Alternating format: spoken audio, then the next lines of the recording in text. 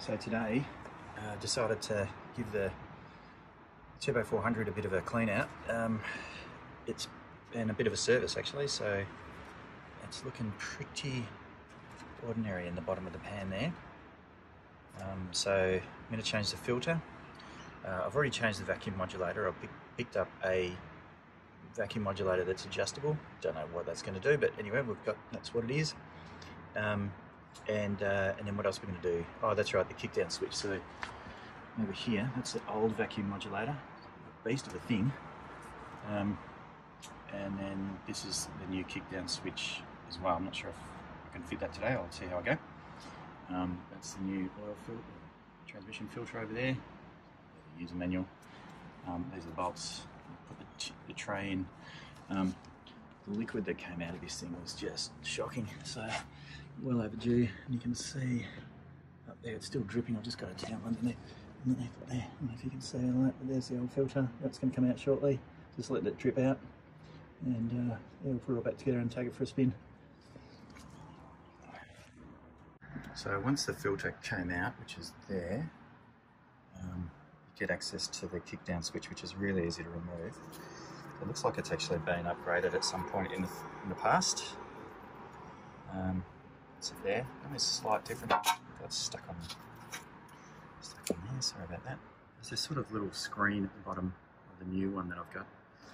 The wire's pretty stiff, this one's nice and flexible. So that's about it, so I'll replace it anyway, it should be fine.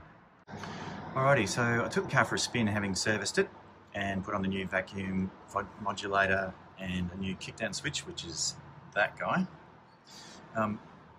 But it still wasn't kicking down from third gear to second. It was, but it was taking its time, and certainly under full acceleration it wasn't kicking down to first, you know, when you're travelling at about sort of 40 k's an hour, 50 kilometres an hour, whatever. So I slowly sort of diagnosed this switch. Now this switch lives under the dash, and it's basically at the top of the accelerator pedal. It's called a detent kickdown solenoid switch. And the way it works is when the accelerator is pressed, this lever turns on and it creates a current or a circuit and activates one of these. So tested the fittings, and there was power getting to this unit, to this switch, but there was none coming out the other side down to this guy, which is inside the gearbox. Okay, so that's a kickdown switch inside the gearbox. It needs power from this switch in order for this thing to work. So what I've done is grab a multimeter and set it to the ohms setting there, so it just makes a sound when the circuit is being completed, and you can see that it's now doing that. So the way I fixed it was it's not really serviceable, but you can actually prise those little lugs. There's 4 of them on each corner, and prise them off and take this top off. There's a spring inside there and then a little switch, and the switch inside, the little connections were totally gunked up with like grease and God knows what. So they just needed a good old clean with some, what did I use? Some WD-40 and a rag, and got nice and clean, and now this switch is working an absolute treat. So we're going to put it back in the car, take it for a spin, and hopefully it all works perfectly.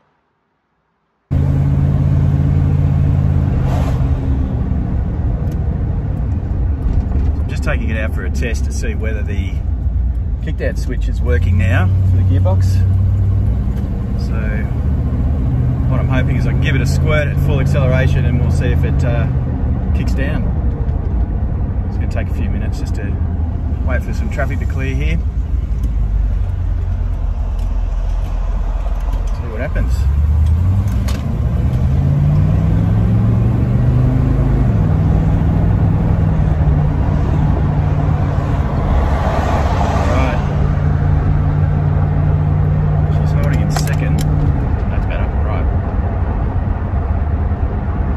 I'm in drive. We'll just wait for some traffic to clear. Try and kick down, that's better. Now we're back into first from third. That hasn't happened before, so this is pretty exciting. Let's try another time, hang on. And got a bunch of slow cars in front of me. God, it's a gorgeous day. Get the windows all down. working. Fixed. So in theory, I'm doing about 80 k's an hour at the moment. It's about 50 miles an hour. So in theory, it should be able to drop down into second and get me up to 100 or more. So that's what it said in the user manual. Let's give it a try. There it goes. Yep, that's working beautifully. Straight up to 110, about 70 miles an hour. This thing's very thirsty. It does about maybe 100 kilometers for about 20 to 25 litres of petrol. And around town it's even worse, so it's not a particularly environmentally friendly car. So I can't afford to drive it very much. Oh man, this has just totally transformed it. Brakes are good, suspension's great, steering's good, gearbox, check, happy.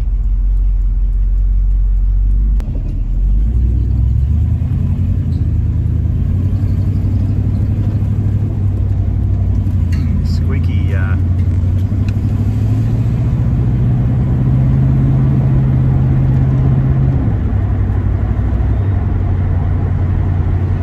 fan belt somewhere. I don't know which one it is, probably the alternator.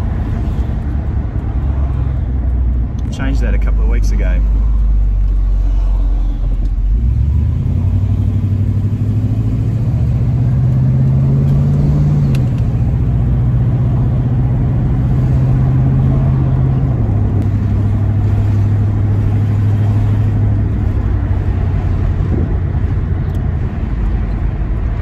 Alright, really happy with the result today.